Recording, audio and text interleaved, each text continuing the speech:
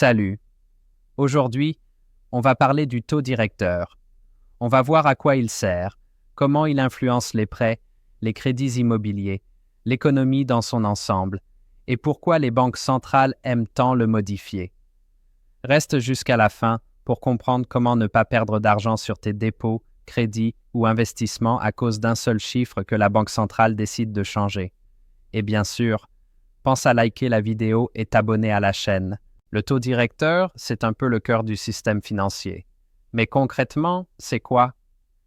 Imagine que les banques sont comme des gens qui n'ont jamais assez d'argent.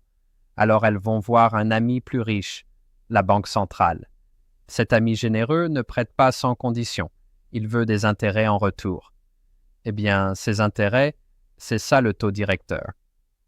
Les banques commerciales empruntent de l'argent à la Banque centrale, souvent contre des garanties, et elles paient un taux fixe. Ce taux ne flotte pas dans le vide. Il a un impact sur presque tout ce qui touche notre quotidien. Les prêts, les crédits immobiliers, les rendements des obligations, les taux des livrets d'épargne, tout est directement lié au coût auquel les banques peuvent emprunter auprès de la Banque centrale. Plus le taux est élevé, plus les crédits sont chers, et plus c'est compliqué pour ceux qui vivent à crédit. Rejoins notre chaîne Telegram où on publie les annonces de nos nouvelles vidéos et articles. Les liens sont dans la description ou dans le premier commentaire. Un fait intéressant, les banques ne gardent pas juste de l'argent sous le matelas. Au contraire, elles essaient de garder le moins de liquidité possible. L'argent qu'elles ont, elles le mettent en circulation. Elles prêtent, investissent et servent leurs clients. Pour garder un bon niveau de liquidité, elles vont chercher de l'argent à la Banque centrale. Si le taux est élevé, elles y réfléchissent à 2 fois avant d'en demander. Et donc, toi non plus, tu n'obtiendras pas facilement un crédit, surtout si tes revenus sont instables ou si ton dossier n'est pas top. Mais justement, c'est le but. Un taux élevé ralentit la distribution d'argent et donc la hausse des prix.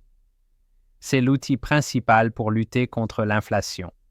Quand les prix augmentent trop vite, la Banque centrale freine en augmentant le taux. L'argent devient moins accessible, la demande diminue et l'inflation se calme. Mais attention, ça marche dans les deux sens. Quand le taux baisse, c'est pour relancer l'économie. Si les entreprises peuvent emprunter plus facilement, elles peuvent lancer de nouveaux projets, embaucher, se développer.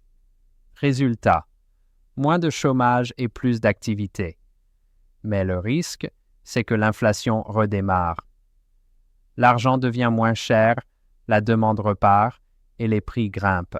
Pour un citoyen lambda, les taux d'intérêt, c'est simple. Si tu veux emprunter, tu préfères un taux bas, tu rembourses moins. Si tu mets de l'argent de côté, tu veux un taux élevé pour toucher plus d'intérêt. C'est une règle de base. Le prêteur veut un taux haut, l'emprunteur veut un taux bas. Imagine que tu veuilles acheter un logement. Plus le taux est élevé, plus tes mensualités sont chères. Tu devras peut-être te contenter d'un bien plus modeste ou même abandonner l'achat. Donc, quand les taux montent, moins de gens veulent contracter un prêt immobilier. La demande baisse, les prix chutent. Et là, tu te sens plus pauvre, même si ton salaire n'a pas changé. Ton appartement vaut moins qu'avant. La confiance des consommateurs baisse et l'économie ralentit. Un nouvel article est en ligne sur notre site. Tu y trouveras plein de contenus gratuits sur les actions, les obligations et les ETF, que tu sois débutant ou déjà bien avancé. Va jeter un œil et ajoute le site à tes favoris. Mais pourquoi les banques centrales prennent-elles ce genre de décision? Encore et toujours à cause de l'inflation. Contrôler la hausse des prix, c'est l'une de leurs missions principales. Quand l'inflation dérape, augmenter les taux est l'un des rares leviers fiables. L'argent devient plus cher, les ménages et les entreprises consomment moins, l'inflation ralentit. Mais attention à ne pas aller trop loin, sinon c'est la récession. L'économie s'enraye, les investissements se figent, les licenciements commencent, les revenus chutent.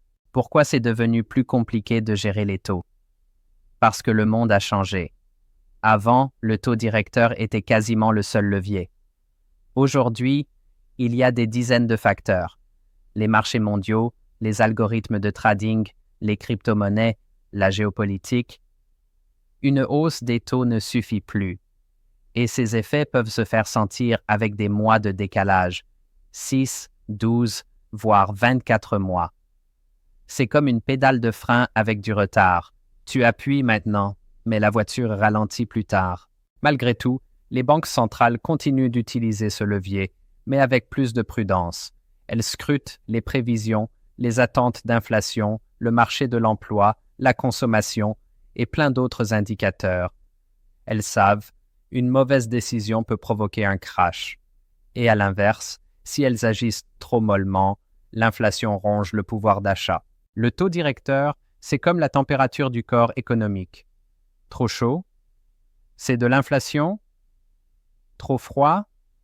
L'économie hiberne. Maintenir la bonne température, c'est un art. Pas étonnant que des économistes aient reçu des prix Nobel pour leurs travaux sur ce sujet. Les banques centrales travaillent sur les anticipations. Elles veulent que le marché comprenne.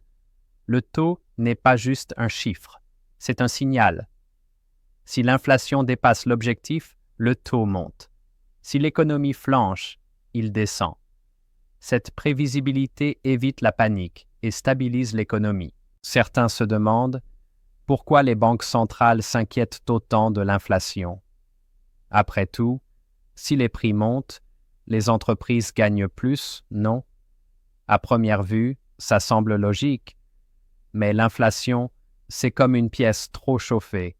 Un peu de chaleur, c'est agréable, mais trop, ça devient insupportable. L'inflation élevée grignote les économies, fait chuter le pouvoir d'achat et rend toute planification impossible. Imagine vouloir économiser pour une voiture ou un appartement, mais les prix augmentent plus vite que ton salaire. En un an, tes économies ne valent presque plus rien. Voilà pourquoi l'inflation est l'un des ennemis les plus sournois de la stabilité économique. La banque centrale, c'est comme un chauffeur de poids lourd sur une route glissante. Elle ne doit pas seulement avancer, mais avancer avec prudence. Le frein, c'est la hausse des taux. L'accélérateur, la baisse. Mais les freins mettent du temps à agir. Si on freine trop fort, on dérape. Si on tarde trop, on percute un obstacle. Chaque ajustement du taux est donc un exercice d'équilibriste qui prend en compte des dizaines d'indicateurs. Consommation, emploi, productivité, commerce extérieur et même les réactions des marchés financiers. Like la vidéo et abonne-toi à la chaîne. Tu peux aussi soutenir notre contenu via notre plateforme de soutien. Le lien est dans la description ou dans le commentaire épinglé.